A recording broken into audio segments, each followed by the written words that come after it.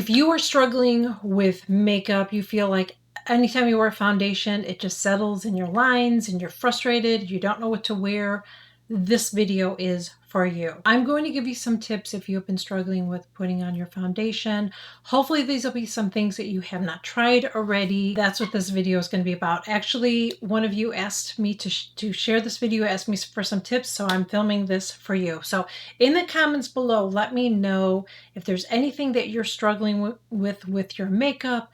Let me know in the comments below so I can create a video for you too as well. So let's get into the video. One thing you want to do before you are applying your makeup is you always want to make sure that you are prepping your skin first. I am going to create a video, by the way, about primers, different primers. I'm going to do a separate video about that. So a great primer to use is a moisturizer.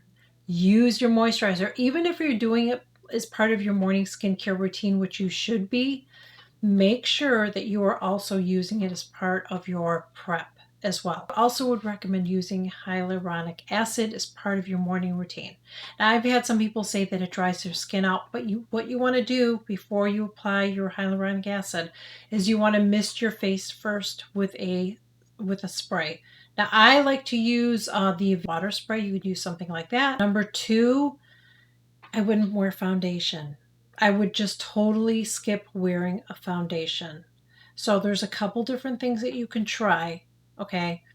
Number one, you can try using something like this. Doesn't have to be this, okay? But you can use something like this. This is from Bobbi Brown, and this is her tinted vitamin-enriched cream. So it's like a BB cream, basically. So you can use something like this. It's tinted, but it's not a foundation. And even when you use something like this, go light. Don't use a lot, okay? But I'll show you what this looks like. So it's kind of watery-ish, okay? So I'm just going to blend it out so you can see what it looks like. So you see a little bit goes a long way. I just put that on. Look at how much I have on my hand. So you don't want to use too much. It's just like I've told you guys with concealer. I always tell you guys, don't put a lot of concealer on, because the more that you're going to put on, the more chances it's going to crease. It's the same way when you're putting a product like that on your face. If you have a lot of lines and you're just piling on product, it's got to settle somewhere.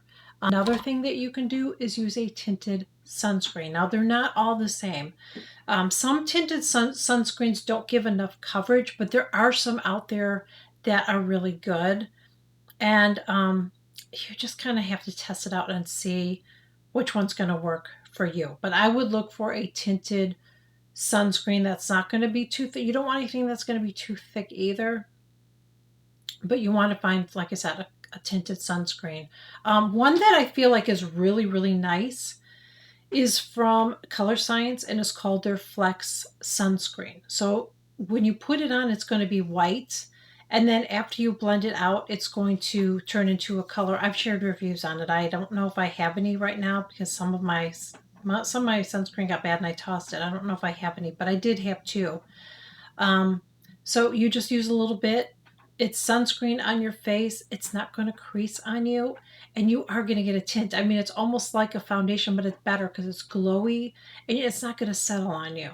So that's another option you can do. The next thing that I'm going to recommend is using a concealer, and only use it in the areas that you really need to use it. And don't be afraid. I've suggested this before, and some people just think, oh my God, is that going to blend with the rest of your face? It will. It really, really will. You want to get a color that's close to what you already have on your skin, okay? So then when you're blending it out, you're not going to look like you have patches, like spots everywhere. I think that's what some people think. They think that, oh my God, it's going to look. It won't. Once you blend that out, you're not going to see it. And just use in the areas you need it. So say you have some redness by your nose, put some there.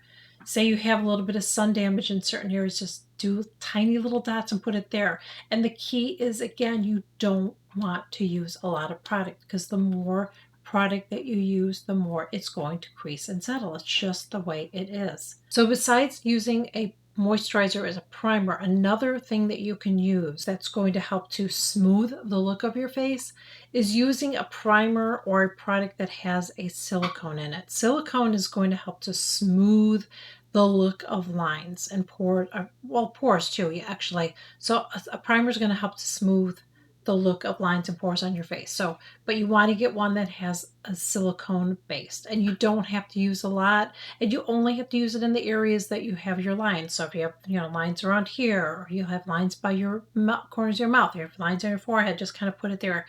You can put it all over, but I'm just saying you can just do that. This is another suggestion for you, and it might seem kind of strange if you have dry skin, but this is actually created for mature skin. I am actually wearing it on my nose today. It's something I started doing on my nose, but I have worn this all over my face and I love it. The reason I wear it on my nose is because when I wear my glasses, it's the one thing that does not look like it's, peeling off or coming off when I'm putting my glasses on and off, okay? And it's the Laura Geller powdered foundation. Now, this is a cream powder foundation. So it's powder when you put it on, and then it melts in your skin and is a cream. And that's what I have on my nose. So it's not even, so this is not the same that I have on my cheeks. And I think it looks great, okay? So you could use something like this. You don't have to use a lot. Do very little. Again, I would prep your skin really, really well. Use something like this. And then after you apply this, then I would go over it. If you have dry skin, I would go over it with MAC Fix Plus just to kind of melt it into your skin. So I promise you, it won't look dry.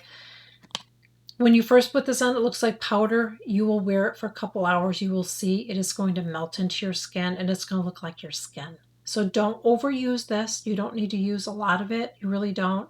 But you just apply it with a brush, a kabuki brush, and you just buff it into your skin, and that's all you do.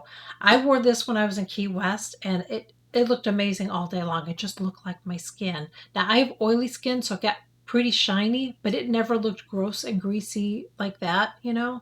So I would recommend something like that, even with dry skin, because again, this is meant for mature skin. And I feel like most people, I feel like a lot of mature ladies, not everybody, because we know everybody's got different skin, but I feel like a lot of women that do have mature skin have dry skin, and this was created by Laura Geller, who has dry skin. Okay, so I definitely would recommend something like that or that particular product. If you haven't, I hope that those aren't things that you've already tried. I know that it's frustrating because I've seen women share videos on it and share their frustration on it. So I really, really hope that this video was helpful and informative. If you're new here, I would love to have you join.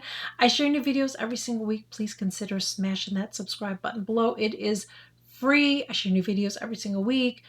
And I would also appreciate it so much if you would please make sure that you like, share, and comment my videos, because it helps to push them up to the algorithm, and I would appreciate it. And to those of you guys that have been my OGs and new followers, I welcome you, and I appreciate each and every one of you so much, more than you know. I am deeply appreciative to each and every one of you. Thank you so much for taking the time out of your day to watch my videos and for your continued support. It really means a lot to me. So thank you all so much, and I will catch you guys all in my next video. Bye.